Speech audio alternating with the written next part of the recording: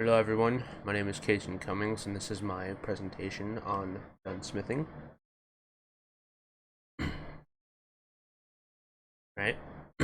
So, the reason I chose this topic was because my entire life I've been interested in guns, and I've also grown up around them. Um, I remember, I think I was like maybe 8 years old the first time I ever went out and shot one, and I've liked them ever since. So, as I said before, I'm Caysen Cummings, and I'm here because I have to be amazing, right? So, my first section is about guns and smithing. So guns have been around for like, I don't know, a long time.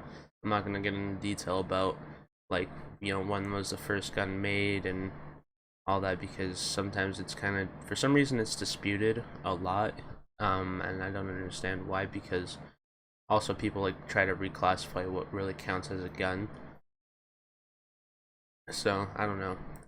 But and So guns have just improved constantly and gotten more efficient, more accurate, um and just better at doing what they're supposed to do over the time that they've been, created. So pretty much guns are a tool, and sometimes tools break. When a tool breaks, they need repairing. So the gunsmith, this is the guy that fixes the tool. He's the dude that he takes a look at it, diagnoses a problem, and fixes it. Kind of like a doctor, except the thing that you're diagnosing is less complicated, and well, it's super obvious, and if you mess up, it won't kill it because you can just fix that too. So yeah, just doctors, be more careful out there. Um, so yeah, pretty much. If you're having like a problem with your gun, you usually will take it to like a store, and they'll have a smith there, someone who's been doing gunsmithing for probably like 5 to 12 years, and they'll know exactly what they're supposed to do. They'll take a look at it. They'll be like, oh, maybe the barrel's warped. Maybe the magazine, uh, like the receiver is busted, so the magazine doesn't stay in, it falls out.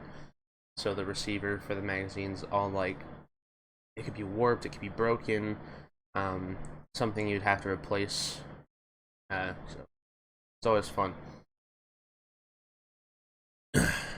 So obviously I've already explained a few examples, but there are other problems here that I've placed, like there's some jamming problems. That could be there's something wrong with the chamber, that like it could have gotten warped, it could have been split. Something's blocking it, so every time like a bullet, when the um, magazine tries to feed a bullet into the chamber from the receiver, it gets caught. It could be as simple as like a cleaning job, or maybe a full replacement. It just depends. And inaccuracy can happen uh, just by overuse. Usually, again, the barrel could be warped. So when you're shooting the gun, when you pull the trigger and the bullet tries to come out the barrel, if the barrel is like not straight and true like it's supposed to be, the bullet's going to inevitably be off of where you're aiming because it's going to fly out from where it's not supposed to. Sights too. Sights could just be wrong. Sometimes that happens, um, and that it's an easy fix. Usually, you just like you take a look, use a laser to straighten out the sights, and then you problem solved. Very simple. But obviously, it takes some time to do that. Some other problems. Um, there could be like malfunctions with the gun being able to uh, feed like ammunition, or there could even be a problem with the magazine for some reason. When you pack a magazine and like the rounds aren't coming up, that could just be a magazine problem. Usually a gunsmith just recommends buying a new one, because fixing a magazine, it's really not worth it. Most magazines aren't expensive. um, So it'd be better to probably just, but it could be just as simple as something blocking, so you just put something down in there and scrape it out, and problem solved, you know. Um, Other problems that I can think of right now, like uh, sometimes like guns, um, and they have problems with like the outside getting worn, and usually when that happens, like that's not good for the inside either. So usually when you like come in with like something wrong with the outside of the gun, like there could be damage, it could be there could be rust. Rust is really bad, by the way. If that happens, I recommend you get it fixed as soon as possible. Because trying to shoot it while it's rusted, you might damage the gun, um, and it would be just more expensive to fix it, or it would become instantly more expensive. So just recommend, if any like outside damage happens, you get it fixed. So the skill that's most commonly used among smiths is machining, and pretty much what machining is there's machines, obviously, and with those machines you take metal and you put the metal into these vices, and these machines, what they'll do is they'll drill into the metal, or they'll um you put like a, I want to call it like a razor talon is what it is, and it's a really sharp piece of metal, and as it comes down onto the spinning metal piece that you're trying to form, it shaves off pieces of metal. And usually what they'll do is they'll take like if you see in the picture to the right, top right, there is like a liquid substance that they put on, that's usually oil, and it's designed to keep it cool, because the thing about friction and metal is that it creates a lot of heat. Anyways, this is a common skill among professional smiths just because it's faster than doing it by hand. You can do it by hand and it works, and a lot of people do, but machining is probably like the best option for just business reasons. And hand tools are essential, of course, because there are some things that require a finer touch than what a machine can do currently, and so you'll need hand tools. This picture is kind of blurry, my bad. But yeah, there's a bench for painting, for like checkering jobs, which essentially means like you take like a bolt on a bolt action rifle and you just checker it so it looks cool, and that's about it. That's the only purpose it serves.